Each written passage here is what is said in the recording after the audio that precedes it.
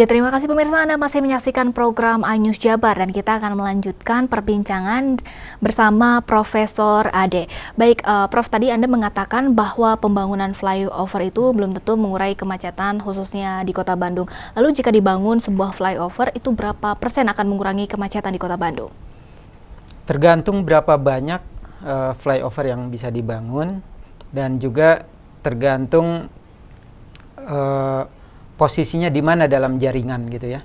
Karena untuk bisa tahu secara persis ukuran kuantitatif berapa persen, saya kira harus melakukan kajian yang detail gitu ya. Tapi sekali lagi kalau flyover hanya dibangun di satu simpang, maka ya hanya simpang itu yang terselesaikan kemacetannya. Tapi yang lain-lain, lokasi lainnya tentu tidak gitu ya. Terus tentu ada simpang-simpang lain, mungkin banyak di Kota Bandung bisa dibangun. Secara umum satu simpang kalau dinaikkan menjadi bukan sebidang ya, kapasitasnya itu bisa mungkin 2-3 kali lipat naik gitu ya, kapasitas simpangnya mungkin sampai lebih juga bisa gitu ya, tapi minimal 2-3 kali lipat. Tapi hanya di simpang itu sekali lagi. Jadi kalau isunya adalah kemacetan Kota Bandung, tentu nggak bisa hanya simpang saja, dan juga banyak titik-titik yang bukan simpang juga dia di sumber kemacetan ya, terutama titik-titik pusat kegiatan seperti pasar, parkir gitu ya, ada terminal dan sebagainya. Belum lagi seperti saya sampaikan tadi, kalau hanya tergantung kepada jalan, ya umumnya nggak pernah akan terselesaikan namanya kemacetan itu. Justru di beberapa titik kemacetan itu yang harus difikirkan ya, Prof. Ya. Ada wacana bahwa di Kota Bandung ini akan dibangun sekitar 30 flyover. Itu bagaimana menurut Anda, Prof? Itu jelas akan membantu. Membantu jelas ya? Membantu, cuma secara umum kita bisa kaji nanti ya, kalau dilakukan kajian itu berapa lama itu akan efektif. Karena kan lalu lintas itu tumbuh terus. Lalu lintas tumbuh karena orang tumbuh, kemampuan ekonomi, kesejahteraan meningkat, tuntutan orang untuk melakukan perjalanan juga akan meningkat terus, pemilikan kendaraan akan meningkat. Maka suatu saat yang namanya 30 tadi kalaupun selesai dibangun semua juga suatu saat akan akhirnya macet juga gitu ya. Nah, jadi berapa lama tentu harus melakukan kajian efektifnya, tapi sekali lagi hanya di simpang yang ada flyovernya atau simpang susunnya terselesaikan, tapi di ruas-ruas yang penghubung yang kalau tidak diapa-apakan ya akan tetap mungkin jika masalah. Jalan ditambah tapi kendaraan juga semakin bertambah itu juga akan menimbulkan masalah lain ya, Prof. Lalu apakah itu tadi Prof mengatakan mungkin 30 flyover itu akan membantu mengurangi kemacetan. Tapi apakah itu sebanding dengan dana yang harus dikeluarkan, mengingat satu flyover yang jaraknya hanya 300 meter saja mengeluarkan dana hampir 40 miliar. Kalau kita lakukan untuk kota sebesar Bandung, semacet Bandung, dengan kepadatan seperti Bandung, umumnya sangat layak secara ekonomi mengkaji membangun suatu flyover. Karena flyover ini fungsinya biasanya diperhitungkan minimal mungkin 50 tahun.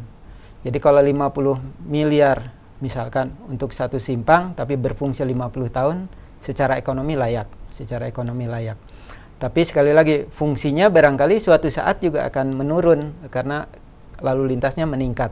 Jadi akhirnya juga efektivitasnya ya suatu saat juga akan menurun. Nggak cukup hanya dengan membangun flyover aja.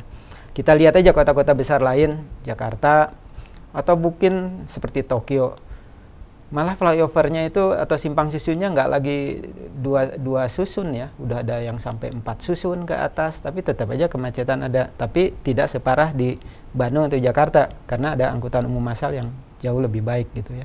Iya, lalu menurut Anda strategi apa yang paling cocok untuk diterapkan di Bandung ini, Prof? Ya, jadi untuk kota sepadat Bandung yang relatif penduduknya, kalau metropolitan Bandung kan 7 juta kira-kira ya, tapi lahannya relatif kecil gitu ya dibandingkan kota-kota lain, maka angkutan umum massal, terutama yang berbasis rel, yang kapasitasnya tinggi itu yang wajib dikembangkan. Kalau enggak, kalau hanya mengandalkan jalan, suatu saat barangkali kendaraan bisa nggak bergerak sama sekali kalau hanya mengandalkan jalan. Dan kita tahu bahwa mungkin di Bandung ini rasio luas jalan terhadap lahan itu mungkin paling-paling hanya 5-6% ya. Di kota-kota besar di dunia itu bisa 20-30%. Dan nggak mungkin kita nambah jalan di Bandung dengan membebaskan lahan yang ada, karena faktor masalah sosial lingkungannya sangat berat. Memang akhirnya sebagian akan diusulkan mungkin layang, akan ada jalan layang baru barangkali ya ke depan, tapi kemampuan untuk membangun jalan itu sangat terbatas karena lahannya sudah sangat terbatas. Jadi harus mengembangkan angkutan umum massal. Iya. Apalagi kalau lahannya sepadat seperti Bandung ini. Iya, menurut Anda apa yang menjadi hambatan angkutan umum berbasis rel di Kota Bandung ini untuk diterapkan, Prof? Yang paling besar hambatannya menurut saya biayanya relatif tinggi.